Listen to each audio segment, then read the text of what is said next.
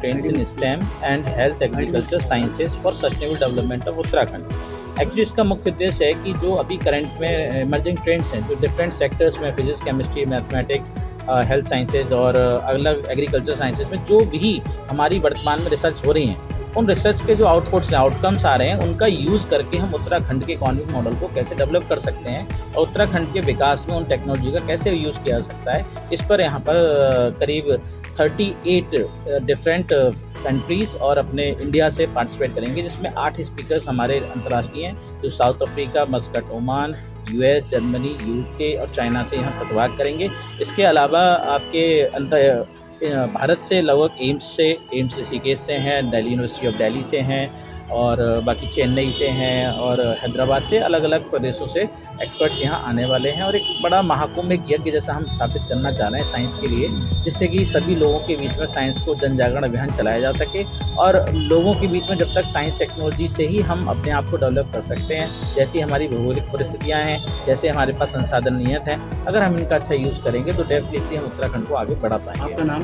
मैं डॉक्टर तरुण कुमार सक्सेना हूँ, यहाँ डायरेक्टर के पद पर कार्यरत हूँ MIT ग्रुप ऑफ कॉलेजेस में, और आप हमारे मैनेजिंग डायरेक्टर। इस 2 दिन की जो कॉन्फ्रेंस हमारी emerging trends in stem and health agriculture sciences में जो हमारी हो रही है, और इससे हम ये चाह रहे हैं कि इसके माध्यम से हम जो है एक सस्टेनेबल डेवलपमेंट ऑफ उत्तराखंड का एक मॉडल तैयार करें।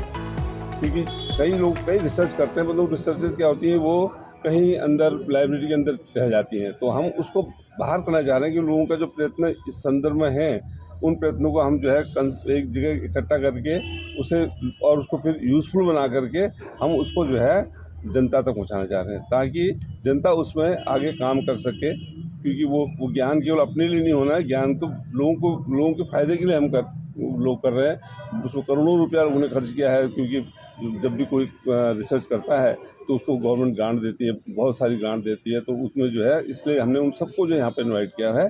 और 250 से भी ज़्यादा जो है हमारे पास पेपर हैं, अभी आगे हैं, और जो उसका एक सोमनिट तैयार हो चुका है और हम उसको भी कल यहाँ पर प्रस्तुत करेंगे। तो हम चाहते हैं कि मतलब देश के हित में, प्रदेश के हित में और मानवता के हित में जो है हम लोग जो है कुछ कदम आगे बढ़ा सकें। आपका? मेरा नाम डॉक्टर बहादुर सिंह बिष्ट है। ठीक है। मैं मैनेजिंग डायरेक्टर हूँ यहाँ पर अपने कॉलेज का। ठीक। देखिए, कोई भी कॉन्फ्रेंस है उसका ऑब्जेक्टिव होता है जो रिसर्च कम्युनिटी है उसके बीच में नेटवर्किंग बढ़ाना। जब डिफरेंट फील्ड के रिसर्चर आपस में आके मिलते हैं तो उनके बीच में कोलेब्रेशन होता है, जिससे कहीं ना कहीं रिसर्च को, इनोवेशन को बल मिलता है। देखिए, जो पूरा ओवरऑल प्रोग्राम है वो साइंस और टेक्नोलॉजी के प्रमोशन पे है। पहले साइंस आती है, फिर टेक्नोलॉजी आती है, उसके बाद रिसर्च आती है। अब हम उसके बाद कहते हैं कि इनोवेशन और एंटरप्रेन्योरशिप आता है। क्योंकि देखिए, गवर्नमेंट के पास इंडिया सबसे बड़ा जो चैलेंज फेस कर रहा है आज की डेट में, वो है जनसंख्या और नौकरी की। तो कहीं ना कहीं जो ये रिसर्च जो टेक्नोलॉजी डेवलप हो रही है, जो रिसर्च हो रही है, वो कहीं ना कहीं इनोवेशन और एंटरप्रेन्योरशिप स्टार्टअप्स में कन्वर्ट होनी चाहिए। तो ये भी हमारा एक ट्रैक था, और मेरे को मतलब बहुत बताते हुए खुशी हो रही है कि जो सबसे ज़्यादा पेपर है हमारे पास, वो इनोवेशन एंटरप्रेन्योरशिप ट्रैक में। टोटल हमारे पास 8 ट्रैक हैं: physics, chemistry, maths, life science, agriculture, health science और इनोवेशन, एंटरप्रेन्योरशिप एंड टेक्नोलॉजी।